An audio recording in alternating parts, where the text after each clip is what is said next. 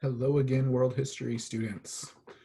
So we are going to use this video to continue looking at examples of the new inventions of the Golden Age and some of their impacts.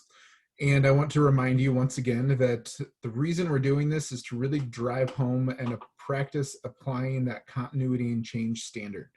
So I have here on the screen as we start, again, a reminder of how we are normally assessing this, especially in our first semester assessments, to make sure that you can identify the importance at the time, the importance now, and remember that we're always looking for what pieces of this have stayed the same over time, and that's our continuity piece, as well as which pieces have been changing over time, having that change piece of the continuity and change.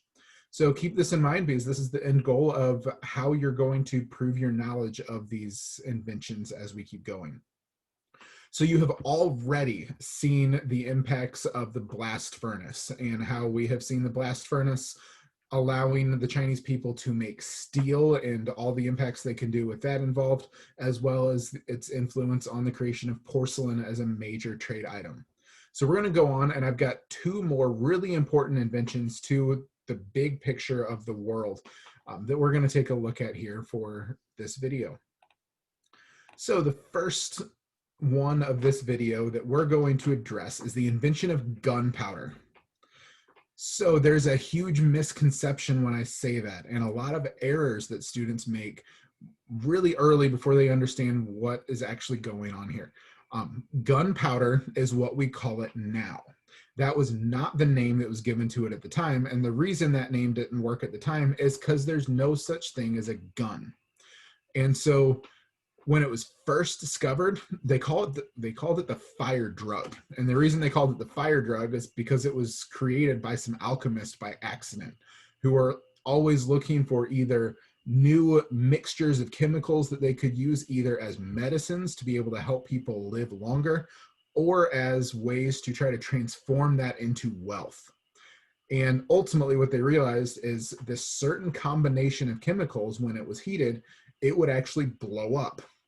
And so in that discovery, since it was initially created to be like a medicine, but it blew up when you heated it up, they called it the fire drug. Of course, now its primary use is in guns and weaponry, and so we call it gunpowder today. So basically, when the Chinese first discovered gunpowder, they realized this is a substance that we can attach and we can essentially force an explosion. And so in its earliest uses, it's used as fireworks. And keep in mind, this is not the big fancy fireworks that you see in the 4th of July. These are going to be just a big flash and a boom. They will add colors to it later. So when you see scenes like the one on your screen from Mulan, they do end up that way, but those still aren't the official ones that happen. So the purpose of these is actually as a scare tactic against their enemies. If you can put yourself in a position where you have never seen an explosion, not on TV, never having experienced anything like this other than maybe a campfire that you put a wet log into and it pops a little bit. And all of a sudden, as you're camping out before a battle, and your enemy shows that they can light the sky on fire, that is not an enemy that a lot of people want to face against, because if they can light the sky on fire, what else can they do on this battlefield? And so in its very earliest applications, it just made people run away and they wouldn't even have to fight for it. As time went on, they started to figure out how to weaponize it. And so we can start to see forms of artillery. As you can see here, there's various forms of fire arrows. This is a large one that would be designed to shoot directly into an army, kind of like what we would consider a cannon in later forms of warfare. They would also make bow-mounted fire arrows, as in like a bow and arrow, except you attach a bottle rocket on the front of it to be able to make that hit harder against your enemies in this battle scenario. And so we see them gradually going from this is a scary substance into something that they can actually weaponize. And of course, if you know anything about modern weaponry, gunpowder becomes one of these huge pieces of modern weaponry. Of course, we call it gunpowder because it is used to fire guns. It still creates a small explosion, which is going to launch the bullet out of the gun. This is also used in a lot of larger weapons also. So you go into bigger, more military scale weapons, we still see gunpowder as the initial trigger to cause these explosions to happen for modern weaponry. And of course, fireworks, like what you're seeing on the screen in front of you, are still a modern celebration tactic. And the Chinese definitely used it to celebrate at times also, once it became more of a well-known type of phenomenon. So there is one example. You should be able to connect some modern connections to gunpowder, some Chinese connections to gunpowder, as well as find some of those similarities among them. Our next invention is printing. And this is another invention that has several steps to it. The earliest versions of printing would be more similar to what you would consider a stamp, except we make it out of wood. It would be called wood block printing because you get a big block of wood and you carve a shape into it. When you carve a shape into the wood, you cover it with ink and press a paper onto it. Now you have a copy. And if you want to make another copy, you just put some more ink, you press the paper, and you can do this as many times as you want. And so the ultimate purpose of printing is to make more copies. It does take a lot of time to make that initial wood print. And so as you can see on this center of your screen, that takes a lot of time to create, but once you created it, you can make a lot of different copies. As this starts to become more advanced, we will start to see what they call movable type.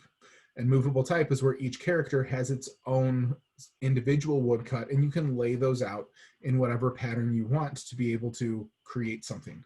This is very similar to the printing press that Europe would create later, if you have any familiarity with that. The movable type printing never really takes off in China because the Chinese written language just has too many different characters. And so going through several thousand characters is very different from going through about 26 as the English language would have in a modern printing press. So this allows you to copy things very rapidly. It allows you to communicate more efficiently with your people. And as we see on the right of your screen, it also allows them to create the first printed money. And so for the first time in world history, we see money that is being printed as a major economic boost. And I'm sure you can make some connections to printing money in a modern economy as well, considering how Americans are much more likely to use paper money than coined money, which is the only option prior to creating paper money, and the only option in use across the rest of the world if you are using a currency-based economy instead of a barter. So now we have all of these different science advancements. So if we combine our understanding of the blast furnace and steel and porcelain with what we just got here on gunpowder and printing, what we're going to see is this is a sign that China in its golden age is doing very well. And as China continues to improve, their economy will improve also. So when we look at this and say economic advancement, this is less of a technology for continuity and change and more just a quick adjustment to that economic standard. So in short, essentially, when we say economic advancement, what we really want you to know here is China is getting really rich. They now have technologies that no one else in the world has. As we've already mentioned, they are creating silk. And silk being this special type of cloth that no one else in the world knows how to make. They know no one else in the world knows how to make it, and therefore they can charge a lot of money for it. And they will invest a lot of time and resources into protecting it and ensuring that no other civilization is able to create silk for a long time in the future. So if we combine that, which of course is the namesake for the Silk Road, with this new invention of porcelain, both of these have a huge demand on the other end of the Silk Road as they're pushing into Western Europe and Northern Africa and Western Asia, Northern Africa, and the rest of Europe. We are seeing this huge demand for Chinese goods so they can keep producing. And as long as they can keep producing and getting them down that Silk Road, there is a huge economic boost where a lot of people are having more money. And so that's one of the big factors that fuels a golden age. When you have new inventions, you can make a lot of money and you become more culturally advanced as well as more economically advanced, everything just starts to fit together for China during this time. So as we mentioned already, now we're going to have a greater need to input the printing technology into printing more money. And so we see a greater need for currencies, both coin and in printed money. And we're seeing fewer people at this time starting to pay their taxes in goods like the rice or the wheat that you might have farmed. And instead, they're going to start actually making enough money that they can start creating or start using currency to interact with. We will continue to explore this economic advancement in our next video about Chinese culture. But that pretty much concludes the content of this one. So I want to remind you once again, as you are going and practicing how to apply these and show your knowledge, as we talk about the things that you have just seen in this video, I want to remind you, you should be able to write down what it is, how it works to a relative degree, but what is going on in this new invention? Why was it important to the Chinese people? As in, what was the significance for them at that time? And why is that important in the world now? And that can be global or that can be you personally. But throughout that, I want to really highlight that point again.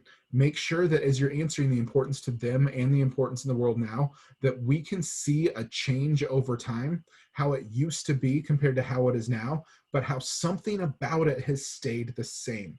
As we practiced in class, and as we will practice in class some more, we are always looking for the continuity and the change as we're looking at then versus now. As always, please reach out if you have any questions or concerns, or if I can continue to help you in any way. Until then, I wish you all the best.